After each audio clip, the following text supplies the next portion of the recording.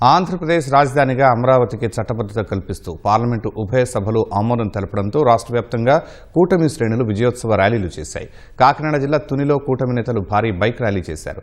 MLA Yanamala దివ్య ఆధ్వర్యంలో కూటమి నేతలు భారీ ప్రదర్శన నిర్వహించారు. అనంతపురం జిల్లా ఉరవకొండలో జయహో అమరావతి పేరిట టీడీపీ నేతలు భారీ బైక్ ర్యాలీ చేపట్టారు.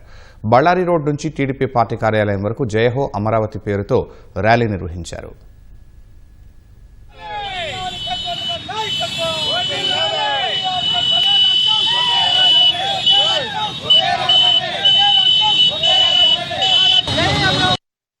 నిన్న పార్లమెంట్ లో ఏదైతే మన ఆంధ్రప్రదేశ్ కి పర్మనెంట్ క్యాపిటల్ గా అమరావతి అని నిర్ణయించారో, ఆమోదం పొందిందో, ఇది చాలా శుభ పరిణామం.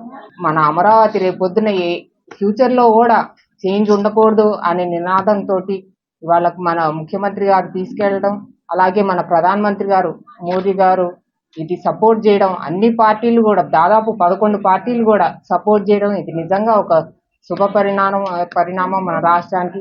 ఆ దేవుడు మన దేవతల రాజధాని అమరావతికి రాసిన స్క్రిప్ట్ ఇదే. 11 అంటే మన డివోషనల్ టైమింగ్, ఆ దేవుడు బ్లెస్సింగ్స్ కూడా ఉన్నాయని మనకున్నాయని అర్థం.